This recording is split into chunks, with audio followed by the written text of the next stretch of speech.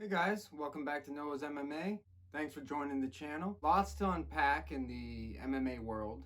Alex Pereira becomes a UFC light heavyweight champion as well as being the former middleweight champion. There's less than 10 people that have ever done this. The first person was Randy Couture, who held the light heavyweight championship and the heavyweight championship.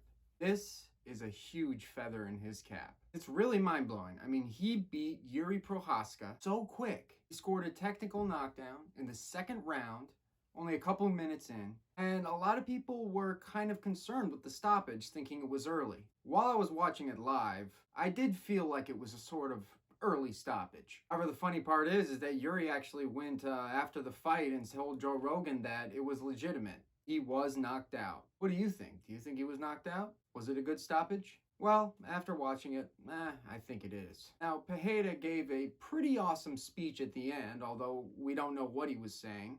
The translator did kind of a bad job of translating what he was saying, apparently. Now, I really hope Izzy comes back for a third MMA fight with Adesanya. That would be one of the biggest trilogies in history. Granted, he did fight him twice in kickboxing, both of which Pereira won, but I feel like that's the fight to make. I mean, Izzy reached for the stars when he fought Jan Blachowicz, who he lost the decision to, but he had hopes to become a light heavyweight champion, just like Alex just did. Again, this story is so inspirational.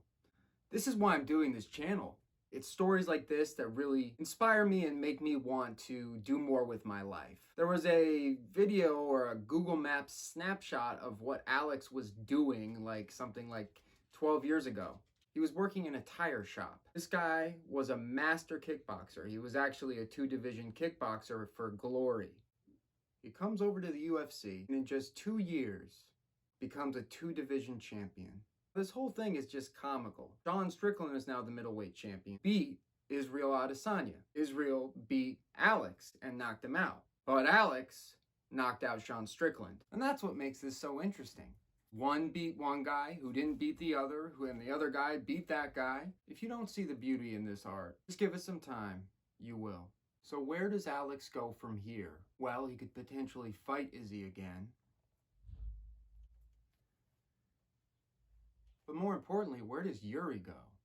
A year ago, Yuri was the best light heavyweight on the planet. I think the fight to make is Jamal Hill versus Yuri. But this has got a sting for Yuri. But in seemingly 3 years, Alex Pereira has done what 85% of UFC fighters in history will never do. Actually, I think it was less. It was 2021 when he made his UFC debut. His record is something like 9-2. He's only just broke into double digits. Now, the guy is something like 35 years old. But Daniel Cormier didn't become the champion until he was 36. I see 5 more years in Alex. And to be honest, I'd like to see him go up to heavyweight. Add some mass, and maybe this will take some time. But there's never been a 3-division champion ever. And that's what I think he should do. I think he should defend his title once at light heavyweight and then go up, regardless of what happens, just like he did when he was knocked out by Izzy. He got knocked out by Izzy and then goes up a weight class, beats a former champion, and then wins the light heavyweight championship. In other news, Tom Aspinall is now the UFC interim heavyweight champion. Something I'm wondering is he automatically going to fight John? Or is John and Stipe going to fight, and then Aspinall fights the winner?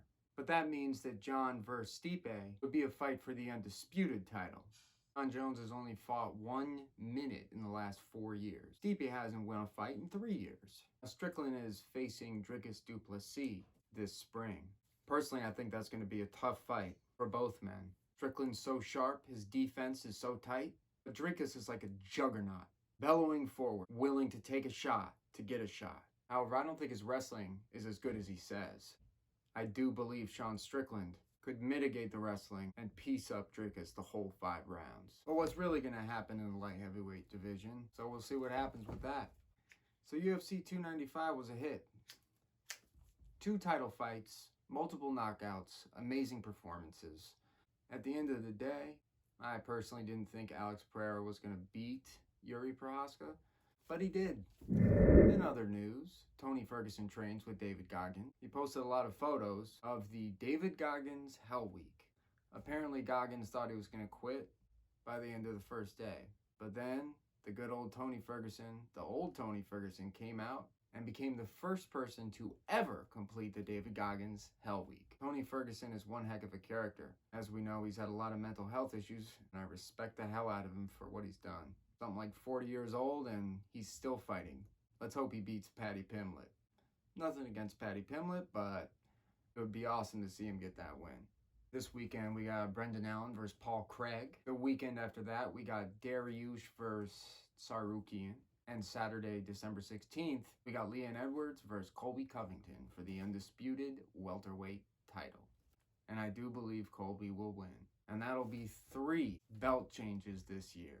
If you'd have told me that Sugar Sean O'Malley, John Strickland, and Colby Covington were going to be champion last January, I definitely wouldn't have believed it. Anyways, that's my MMA news for you. And talk to you next week.